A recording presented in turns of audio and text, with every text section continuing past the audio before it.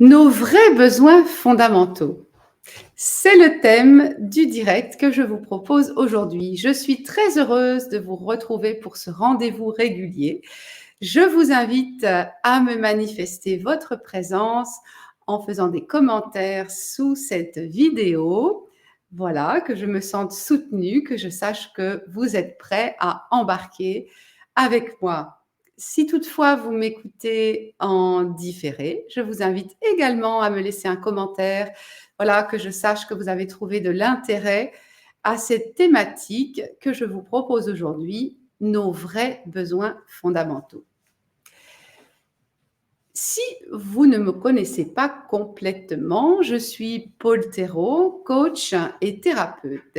Et si je me sens autorisée aujourd'hui à parler de besoins fondamentaux, à remettre en question quelques idées reçues, c'est que j'ai une pratique régulière, quotidienne, depuis plus de 25 ans, de discernement de mes besoins personnels et d'échange avec mon mari sur nos besoins respectifs, de constats qu'ils peuvent être différents, plus ou moins conciliables.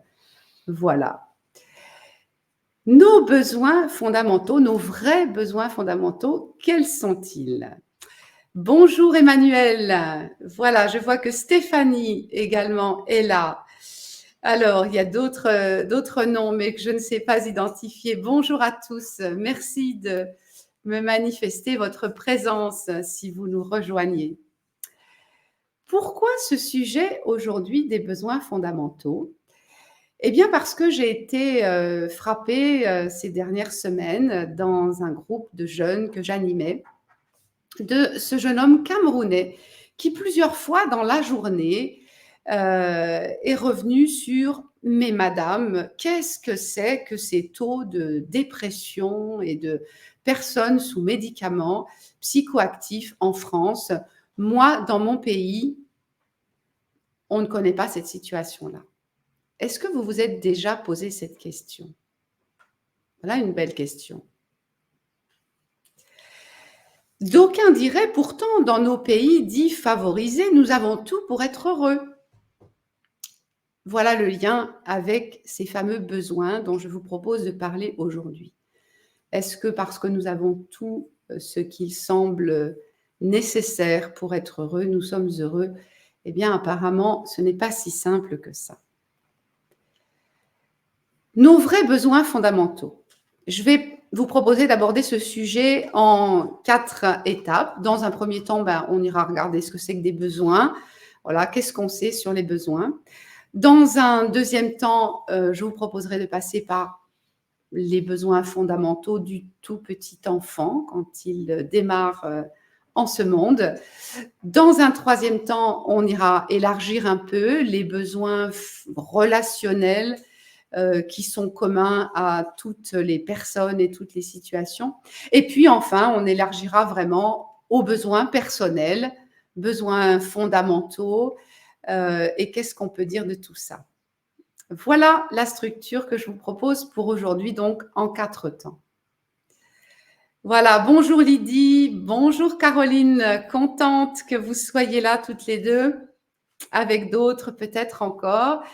Merci de vous manifester et on va démarrer. Donc, les besoins fondamentaux, de quoi parle-t-on? Alors, la première personne qui a mis des mots sur ces besoins, c'est Maslow. Vous connaissez probablement Maslow et sa pyramide des besoins.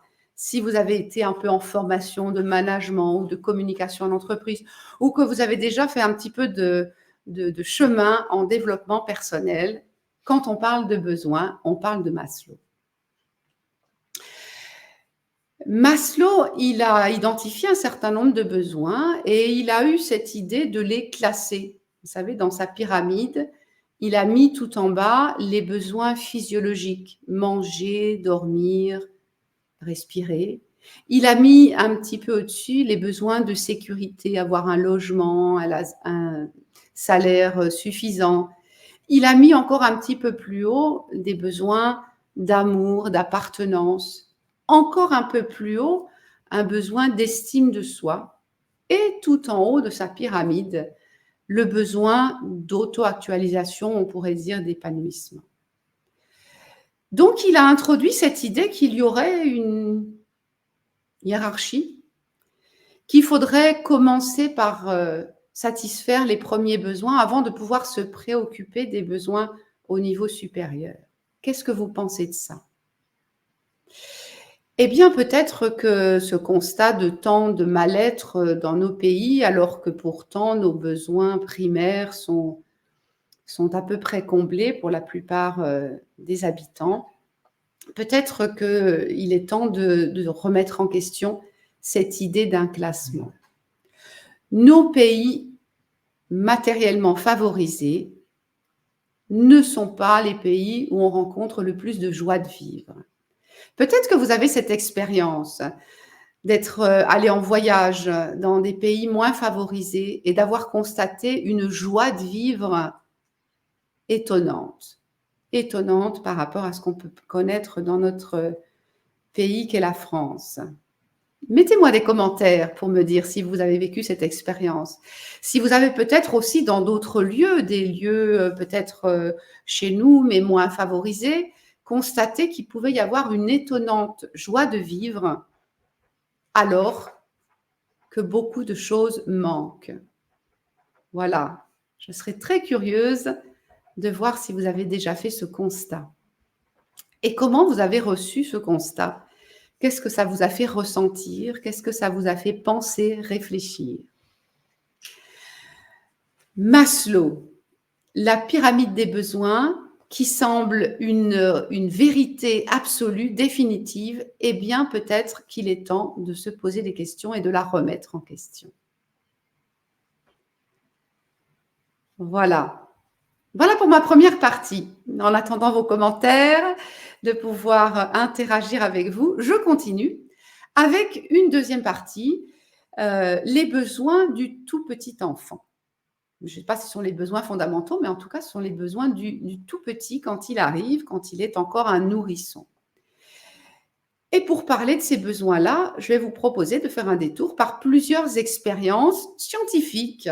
Alors, le premier que je vous propose, c'est Frédéric II, Saint-Empire romain germanique, début du XIIIe siècle. Frédéric II, il se demande quelle est la langue originelle. Que parleraient les petits êtres humains si ce n'était pas leurs parents qui leur apprenaient à parler dans la langue du lieu? Quelle est la langue d'Adam et Ève? Vous voyez, il se posait cette question-là. Alors, il a organisé une expérience avec des nourrissons qu'il a confiés à des nourrices. À l'époque, c'était nourri au sein. Et il leur a demandé de ne leur donner que du lait et rien d'autre. Que s'est-il passé? Tous les nourrissons sont décédés. Apparemment, juste du lait, ça ne suffit pas.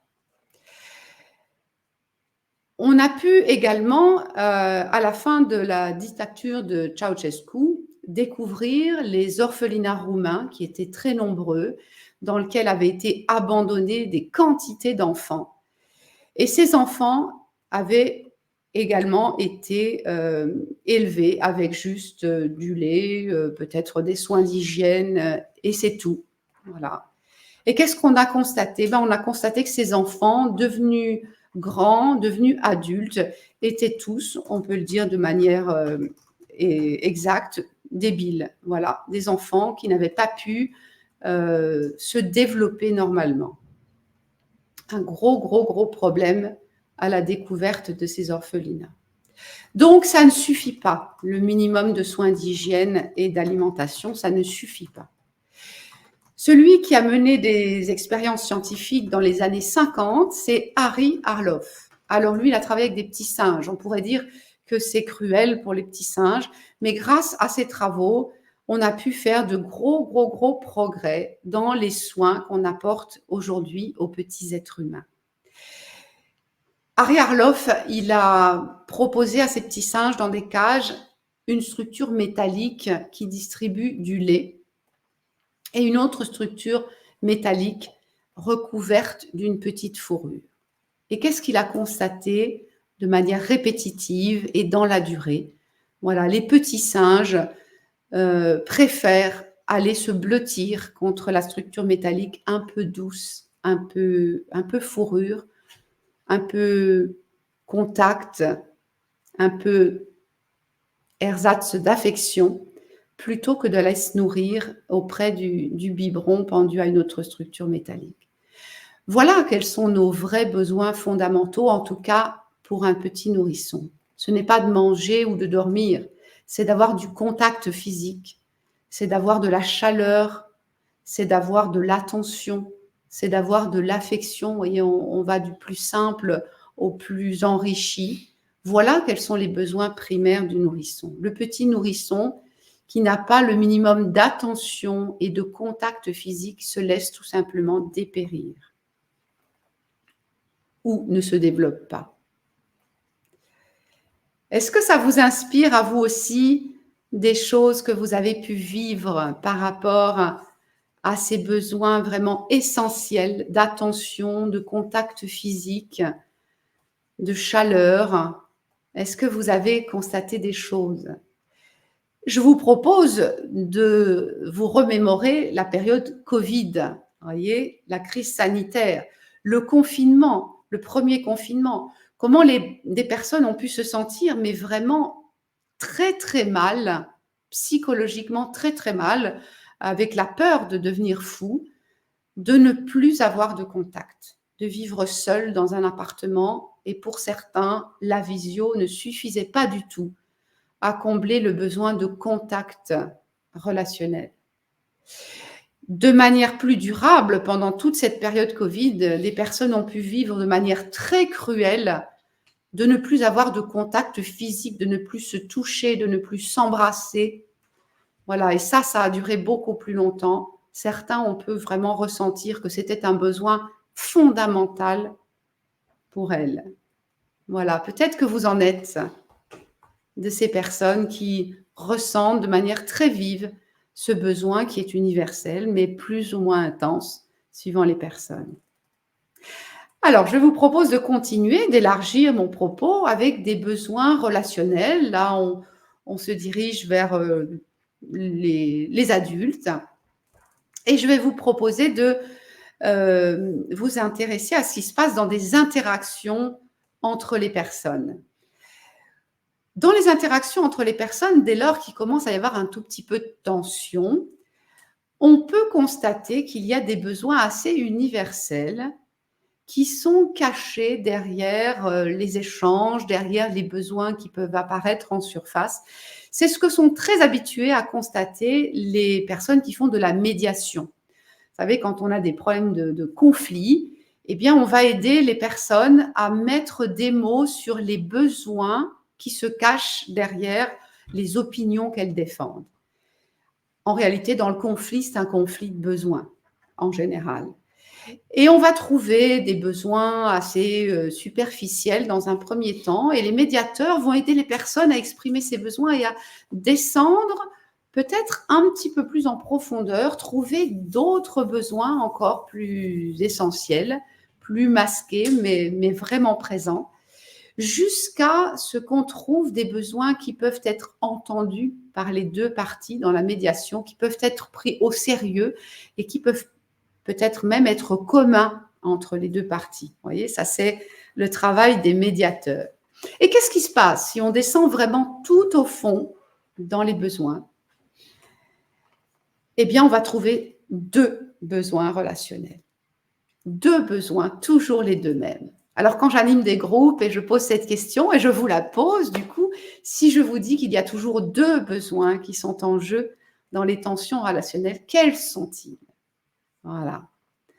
Alors, en général, il y en a un qui fuse assez vite. C'est pas toujours le même, d'ailleurs, ça dépend des groupes. Quels sont ces deux besoins relationnels qu'on va toujours retrouver dans une tension? Alors, pour faire la continuité avec ce qui précède, je vais vous donner le premier, c'est le besoin d'amour. Voilà. Dans les tensions relationnelles, il y en a au moins un des deux, en général, qui est là pour essayer de combler son besoin d'être aimé. Besoin d'amour. Quel est le deuxième besoin, alors? Le deuxième besoin que parfois les les groupes trouvent en premier, c'est le besoin d'être reconnu. Dans les tensions relationnelles, il y en a en général au moins un des deux qui est là pour défendre son besoin d'être valable. Et comment c'est pour vous? Comment c'est pour vous quand vous êtes dans une situation un petit peu tendue avec votre conjoint ou avec votre collègue ou peut-être avec vos enfants? Comment ça se passe? Est-ce que vous êtes plutôt dans une énergie un peu haute, le besoin d'avoir raison, le besoin d'avoir le dessus dans cette situation? Voyez? Ça, ce serait votre besoin d'être valable, d'être reconnu et si ce n'est aux yeux de votre interlocuteur, au moins à vos propres yeux. Voilà, j'ai raison, je suis valable. Ou est-ce que vous êtes plutôt dans les tensions, avec votre conjoint, par exemple, un peu position basse? Voyez? À chercher à être accepté et si possible apprécié et même aimé. Et si ce n'est aux yeux de votre, interlocuteur, au moins à vos propres yeux. Voilà. Au moins, vous apparaître à vos propres yeux comme quelqu'un d'aimable, hein. Voilà comment ça se passe et voilà comment on peut, si on cherche vraiment à trouver des besoins un peu universels, identifier ces 2 besoins-là. Alors il y en a bien sûr des tas d'autres, le besoin d'autonomie, le besoin d'appartenance, vous voyez? Il y a des tas d'autres besoins relationnels qui sont importants également, mais on peut s'amuser à constater qu'il y a toujours ces 2 besoins d'être aimé, d'être reconnu qui se cachent. Voilà, bonjour Audrey qui nous a rejoint il y a un petit moment. Bonjour Gwendoline, je suppose, et d'autres personnes encore que je ne reconnais pas derrière leurs intitulés. Je suis vraiment contente que vous soyez là pour échanger et j'attends vos commentaires. Alors, est-ce que vous êtes plutôt position haute ou plutôt position basse? Et probablement que c'est différent selon que c'est avec votre conjoint ou avec vos enfants, ou bien avec votre conjointe et avec vos collègues. Vous voyez, et il y a même parfois un peu des stéréotypes qui s'en mêlent. Comment c'est pour vous? Voilà, bonjour Sandrine également, que je n'ai pas encore saluée. Voilà, alors, en attendant vos réactions, vos commentaires, je continue avec un élargissement cette fois-ci à nos besoins personnels en général. Et pour évoquer, pour revenir à ce sujet, nos vrais besoins fondamentaux, quels sont les besoins les plus importants, je vais faire un petit détour par les valeurs. Est-ce que vous savez, est-ce que vous avez déjà remarqué que les valeurs, ces notions qui sont importantes pour nous, ces notions qu'on a à cœur de défendre, sont très en lien avec nos besoins? Nos valeurs, en fait, ce sont les idées qu'on défend pour répondre aux besoins qui sont importants pour nous. Vous voyez, ce sont nos arguments pour défendre nos besoins. Alors, qu'en est-il des valeurs? Est-ce qu'il y a des valeurs qui sont plus importantes que d'autres? Quelle est votre réponse à cette question? Est-ce qu'il y a des valeurs plus importantes que d'autres? Peut-être que vous allez me dire: «Ah bah oui, bien sûr, et oui, dans une vie en société, on va avoir envie de décider que certaines valeurs sont plus importantes que d'autres».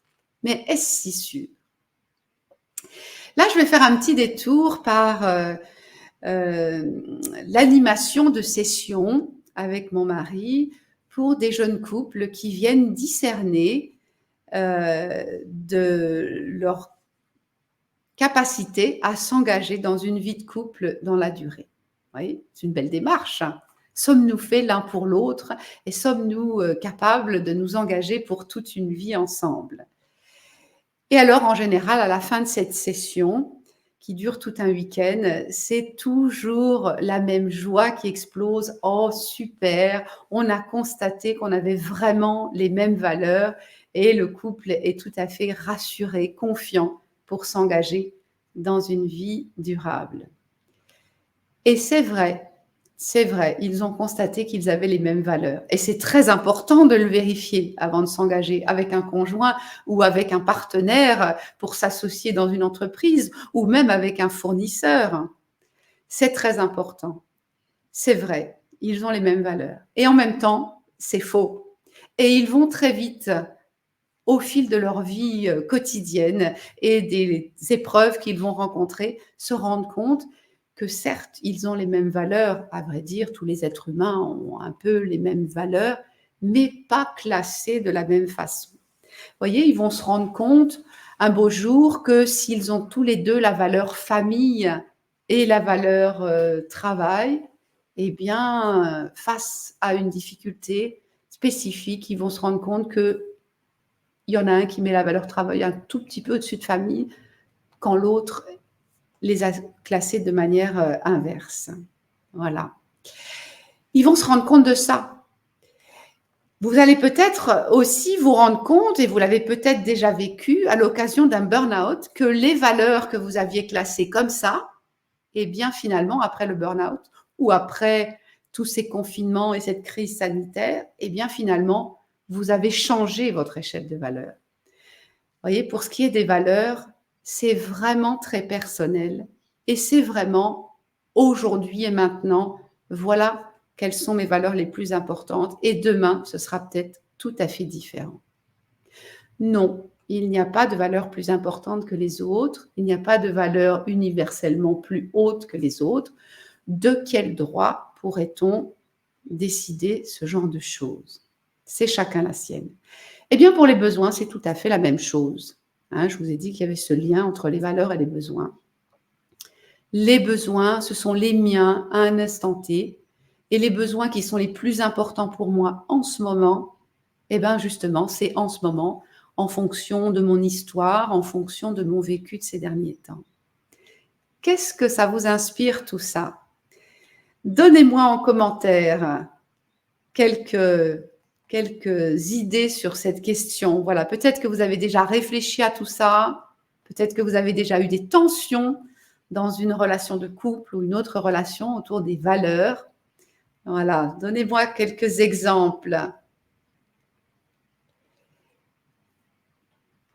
Et en attendant, je vous pose la question, quels sont les besoins en ce moment pour vous que vous avez l'impression de ne pas suffisamment combler? Vous voyez, je vous la pose comme ça, cette question, parce que finalement, nos besoins, on n'en a pas forcément tellement conscience du moment qu'ils sont comblés. C'est pourquoi dire que certains besoins sont plus importants que d'autres, ce ne serait pas juste. Ce serait omettre tous nos besoins qui sont bien comblés et qui passent inaperçus dans notre réflexion.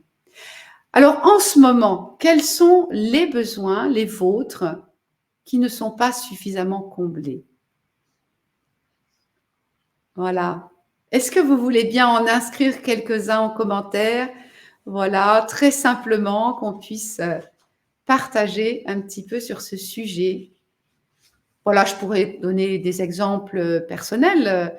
Je viens de prendre quelques jours de repos, de dépaysement. Je suis rentrée à la maison totalement, je me rappelais plus ce que j'avais à faire demain, voyez, et j'ai nourri, eh ben, par exemple, un besoin de dépaysement qui était vraiment en souffrance ces derniers temps. Je peux évoquer pendant la saison hivernale un besoin de dormir beaucoup plus important que pendant la saison estivale. Voilà, qu'est-ce que je pourrais vous donner encore comme autre besoin? J'ai un grand besoin de pouvoir m'exprimer, de pouvoir déployer une énergie un petit peu haute dans un groupe et typiquement en animation de groupe. Voilà, ça pour moi c'est important. J'ai pu me rendre compte dans certaines périodes que travailler en cabinet, ça ne me suffit pas. Il faut aussi que j'ai d'autres lieux d'expression et d'énergie plus haute.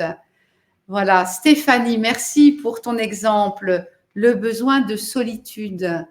Voilà un besoin qu'on va plutôt peut-être ressentir quand on se sent envahi par trop de bruit, trop de monde autour de soi. Ouais. Voilà une belle expérience de vivre la solitude. Vous voyez, c'est pas forcément quelque chose que moi je ressens, ce besoin de solitude. Et en même temps, j'ai pu vivre une expérience extrêmement nourrissante de prendre une semaine toute seule, sans parler à personne, juste chez moi et dans la nature à marcher ou à m'arrêter, à admirer le paysage. Un besoin qui a été vraiment nourri, besoin de solitude, besoin de contemplation, alors que je n'en ai peut-être pas tant que ça conscience au quotidien. Allez, d'autres exemples si vous voulez bien. Voilà. Quels sont finalement, pour revenir sur l'intitulé de ce direct, nos vrais besoins fondamentaux? Quels sont les besoins essentiels pour chacun de nous? Eh bien, ils sont justement très personnels. Ils sont le reflet de ce que nous vivons en ce moment. Ils sont très différents d'une personne à l'autre. Et oui, visiblement, dans nos pays développés, favorisés, on a actuellement 34% de burn-out, une problématique de santé mentale qui a vraiment explosé avec la crise sanitaire. Visiblement, les besoins fondamentaux ne sont pas pourvus. Visiblement, il y a beaucoup à réfléchir sur cette question. Voilà. Eh bien, écoutez, si ce sujet vous a intéressé, je serai très heureuse d'en échanger plus avant avec vous. Voilà, prenons le temps de poursuivre l'échange sous forme de commentaires sous ces vidéos. Prenons le temps, si vous en êtes d'accord, d'échanger de vive voix. Voilà, je serai enchantée d'aller plus loin sur ce sujet avec votre contribution. Et puis, vous avez mon numéro de téléphone, vous avez mon adresse mail, vous avez tout ce qu'il faut pour me joindre. Si vous avez envie de travailler sur cette problématique, ce sera avec plaisir, car nos besoins sont très personnels et c'est à nous de nous en occuper. Allez, je prends une réponse, un petit commentaire. Besoin de créer et besoin de nouveautés. Super. Merci pour cet exemple. Nos besoins sont très variés, des plus basiques, comme Maslow nous les proposait en bas de la pyramide, au plus haut, comme l'épanouissement, la créativité, ces choses-là.